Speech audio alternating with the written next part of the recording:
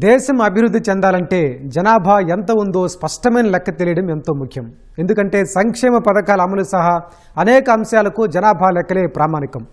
పరిపాలన వ్యవస్థ సులభతరం చేసేందుకు ఈ గణాంకాలే దోహదపడతాయి.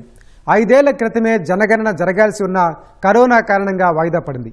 అప్పటి నుంచి మేధోమథనం చేసిన కేంద్రం ఎట్టకేలకు జనగణనకు సిద్ధమైంది.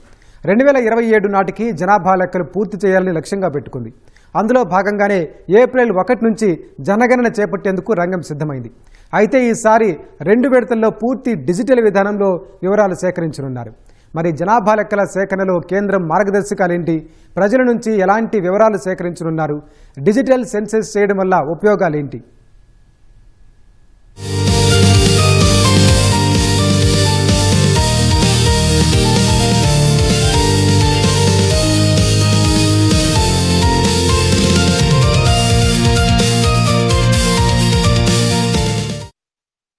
2047 నాటికి అభివృద్ధి చెందిన దేశంగా ఎదగాలని భారత్ లక్ష్యంగా పెట్టుకుంది.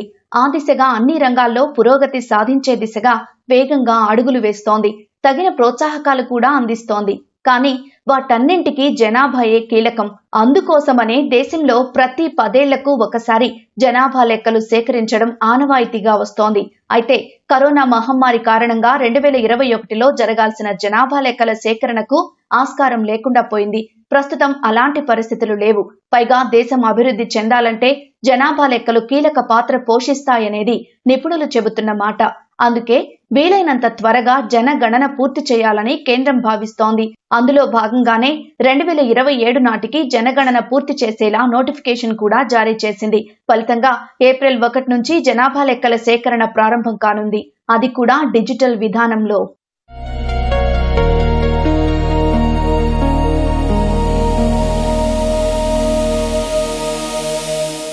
చివరిసారి 2011లో జనగణన జరిగింది. దాదాపు 15 ఏళ్ల తరువాత దేశవ్యాప్తంగా ఈ ప్రక్రియ ముందుకు సాగనుంది. ఇది 2 విడతలుగా చేపట్టనున్నారు. ఇందుకోసం కేంద్రం సుమారు 11,718 కోట్లకు పైగా ఖర్చు చేయనుంది. మొదటి విడత ఏప్రిల్ 1న ప్రారంభమై సెప్టెంబర్ 30 వరకు కొనసాగనుంది. అంటే మొత్తం 6 నెలలు జరుగుతుందన్నమాట. రాష్ట్రాలు, కేంద్రపాలిత ప్రాంతాల్లో 30 రోజులు ఈ ప్రక్రియ చేపట్టేలా కేంద్రం మార్గదర్శకాలు జారీ చేసింది. మొదటి విడతలో భాగంగా ఎన్ని ఇళ్లు ఉన్నాయి అనే వివరాలు సేకరిస్తారు. 33 ప్రశ్నల ఆధారంగా వివరాలు నమోదు చేస్తారు. అందులో బిల్డింగ్ మెటీరియల్స్ వివరాలు నమోదు చేస్తారు. అంటే ఫ్లోరింగ్, వాల్, రూఫ్, విద్యుత్ సౌకర్యాలు వంటివి ఉన్నాయా అన్నది గమనిస్తారు. అలాగే మొబైల్ ఫోన్స్, టీవీలు, రేడియోలు సహా ఇతరత్రా గ్యాడ్జెట్లు, ఇంటర్నెట్ సౌకర్యం వంటివి నమోదు చేస్తారు. ద్విచక్ర వాహనాలు, కార్లు, ఇతర వాహనాలతో పాటు తృణధాన్యాల వినియోగం, తాగునీటి వనరులు, మరుగుదొడ్ల వాడకం, వంటగది సౌకర్యాలు, వంటకు వినియోగించే ఇంధనం వివరాలు సేకరిస్తారు. ఒకవేళ ఇంటి నంబర్లు లేకపోతే జనగణన ప్రక్రియ కింద ప్రత్యేక నెంబర్లు వేసి ఇళ్ల జాబితాలో చేర్చాలనే మార్గదర్శకాలు ఉన్నాయి. దేశంలో మొదటిసారి పూర్తిగా డిజిటల్ విధానంలో జనాభా లెక్కలు సేకరించనున్నారు. మొబైల్ యాప్ లేదా సంబంధిత వెబ్సైట్లో వివరాలు నమోదు చేస్తారు. ఇందుకోసం దేశవ్యాప్తంగా సుమారు 30 లక్షలకు పైగా ఎన్యూమరేటర్స్, సూపర్వైజర్స్, ఇతర అధికారులు పనిచేయనున్నారు. వీరంతా మొబైల్ ద్వారానే జనగణన ప్రక్రియ చేపడతారు. మరి డిజిటల్ విధానంలో వివరాలు సేకరించడం ద్వారా ఉపయోగాలు ఏంటని చూస్తే ఖచ్చితంగా వేగంగా సమాచారం సేకరించేందుకు ఆస్కారం ఉంటుంది. రియల్ టైం మానిటరింగ్ చేయవచ్చని అధికారులు చెబుతున్నారు. గణనలో భాగంగా ఎన్యూమరేటర్స్ వివరాలు సేకరించడానికంటే 15 రోజుల ముందుగానే ప్రజలు స్వతహాగా వివరాలు నమోదు చేసుకునేలా కేంద్రం వెసులుబాటు కల్పించింది. హిందీ, ఇంగ్లీష్తో పాటు సుమారు 16 భాషల్లో సెల్ఫ్ ఎన్యూమరేషన్ చేసుకునే వీలుంది. స్వీయ నమోదు చేసుకున్న వారికి ఓటీపీ వస్తుంది. ఆ ప్రాంతంలో జనాభా లెక్కించే సిబ్బందికి కూడా ఓటీపీ వెళ్తుంది. సిబ్బంది ఇంటింటికి వెళ్లి వివరాలు సేకరించే సమయంలో ఈ 1 టైం పాస్వర్డ్ చెబితే సరిపోతుంది. దీనివల్ల ప్రక్రియ సులభతరమవుతుంది. पिछली जनगणना 2011 में हुई थी और अभी वर्तमान जनगणना 2027 और राज्य यूटी के स्तर पे अगर कटिंग एज पे देखें, जिनके द्वारा फील्ड का कार्य संचालित होता है, उन्हें इन्यूमरेटर, प्रगणक एवं सुपरवाइजर, पर्यवेक्षक कहते हैं. अधिकांशतः स्कूल के शिक्षक और सरकारी कर्मचारी और लोकल बॉडी के कर्मचारी आते हैं जो कि इस कार्य को संपन्न करते हैं. उनके ऊपर charge officer, charge important focal point है, नोडल पॉइंट है जहाँ पे पूरी प्रक्रिया संपन्न की जाती है, कोऑर्डिनेट की जाती है, जो पूरी प्रक्रिया का राज्य और यूटी के स्तर पे संचालन पर्यवेक्षण करते हैं। మొదటి విడతలో భాగంగా అండమాన్ నికోబార్ దీవులు, ఢిల్లీ, గోవా, కర్ణాటక, లక్షద్వీప్, మిజోరాం, ఒడిశా, సిక్కిం రాష్ట్రాల్లో ఏప్రిల్ 16 నుంచి మే 15 వరకు ఈ ప్రక్రియ కొనసాగనుంది.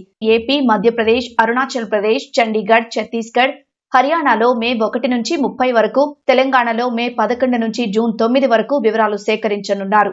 జనగణనలో భాగంగా క్షేత్రస్థాయి కార్యకలాపాల నిర్వహణ, పర్యవేక్షణ కోసం ఒక పోర్టల్ అభివృద్ధి చేశారు. దీని ద్వారా ఎన్యూమరేటర్లు, సూపర్వైజర్లకు నియామక పత్రాలు, గుర్తింపు కార్డుల జారీ, పనుల కేటాయింపు లాంటి వివరాలు ఎప్పటికప్పుడు తెలుసుకునే వీలుంటుంది.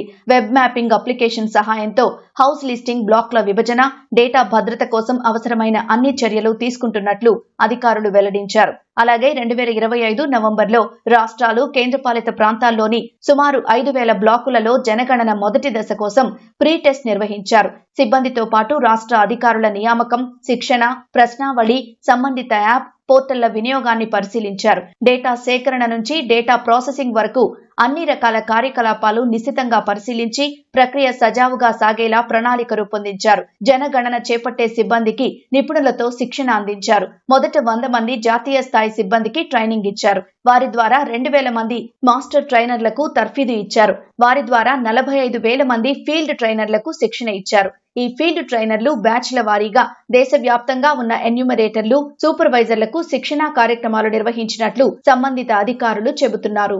రెండో విడతలో పూర్తిగా జనాభా లెక్కల సేకరణ చేపట్టనున్నారు. ఇది 2027 ఫిబ్రవరి నుంచి మార్చి 1 వరకు జరగనుంది. లద్దాఖ్, జమ్మూ కాశ్మీర్, హిమాచల్ ప్రదేశ్, ఉత్తరాఖండ్ రాష్ట్రాల్లోని ప్రతికూల వాతావరణ ప్రాంతాల్లో 2026 సెప్టెంబర్ నుంచి అక్టోబర్ 1 వరకు జనగణన చేపట్టనున్నట్లు అధికారులు చెబుతున్నారు. రెండో దశలో ప్రతి కుటుంబం, వ్యక్తికి సంబంధించిన సామాజిక, ఆర్థిక వివరాలు సేకరిస్తారు. కులగణన కూడా అప్పుడే చేపట్టే అవకాశం ఉంది. ఈ ప్రక్రియ కోసం ప్రగతి వికాస్ పేరుతో 2 జనగణన చిహ్నాలను కేంద్రం ఆవిష్కరించింది. ఈ చిహ్నాలు 2047 కల్లా భారత్ను అభివృద్ధి చెందిన దేశంగా తీర్చిదిద్దడంలో స్త్రీ పురుషుల సమాన భాగస్వామ్యానికి ప్రతీకలుగా నిలుస్తాయని కేంద్రం చెబుతోంది. 2011 తర్వాత ఇంతవరకును కనీసం సెన్సస్ తీసుకోవడం జరగలేదు. బట్ మన ప్రపంచంలోనే 20% ఉన్న మన జనాభా లెక్కలకి మనకి ఎంత పెరుగుతుంది అన్నది సెన్సస్ తీసుకుంటేనే మనం కరెక్ట్గా ప్రణాళిక వేయగలం. కానీ ఈ రోజు వరకు 2011 తర్వాత మళ్ళీ సెన్సస్ తీసుకోపడడం వల్ల నష్టాలే జరిగినాయి. ఎందుకంటే ఎన్ని రోడ్లు వేయాలో తెలియలేదు, ఎంతవరకు మనము ఇన్ఫ్రాస్ట్రక్చర్ డెవలప్ చేయొచ్చు అన్నది మనకు సరిగ్గా తెలియలేదు. బట్ ఇప్పుడు తీసుకోవటం వలన రానున్న 50 సంవత్సరాలకి ఎలా ఇన్ఫ్రాస్ట్రక్చర్ డెవలప్ చేయొచ్చు, ఎన్ని ఎయిర్పోర్ట్లు, ఎంత రోడ్స్, ఎంత ఇన్ఫ్రాస్ట్రక్చర్ డెవలప్ చేయొచ్చు అన్నది మనకి చాలా క్లారిటీగా తెలుస్తుంది. జనగణన చట్టం 1948, జనగణన నియమాలు 1990 నిబంధనల ప్రకారం సెన్సస్ చేపట్టనున్నారు. సేకరించిన వ్యక్తిగత సమాచారం అత్యంత గోప్యంగా ఉంచేలా కేంద్రం జాగ్రత్తలు తీసుకుంటోంది. అలాగే జనాభా లెక్కలకు సంబంధించిన నిబంధనల్లో కేంద్రం కీలక మార్పులు చేసింది. ఈసారి సహజీవన జంటలకు కుటుంబ హోదా ఇవ్వనున్నట్లు ప్రకటించింది. చాలా కాలంగా కలిసి ఉంటున్న వారిని ఇకపై ఒకే కుటుంబంగా గుర్తించాలని నిర్ణయించినట్లు వెల్లడించింది. జనగణన వల్ల ఎన్నో ఉపయోగాలున్నాయి. ముఖ్యంగా సంక్షేమ పథకాల రూపకల్పనలో జనాభా కీలకంగా మారుతుంది. నిధుల కేటాయింపుపై స్పష్టత ఉంటుంది.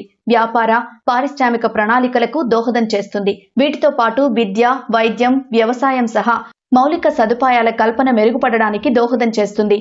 ముఖ్యంగా దేశంలో సామాజిక అలాగే ఆర్థిక పరిస్థితులు ఏ విధంగా మారుతున్నాయి, దానికి ఆధారంగా ప్రభుత్వాలు ఎటువంటి పాలసీస్ని తీసుకొని రావాలి, అలాగే వివిధ రకాల పథకాల్ని డిజైన్ చేసేటప్పుడు డేటాని ఆధారంగా చేస్తే ఎఫిషియన్సీ పెరుగుతుంది. సో ఈ డేటా డ్రివెన్ పాలసీ మేకింగ్కి జనాభా సెన్సస్ అన్నది చాలా ఉపయోగపడుతుంది.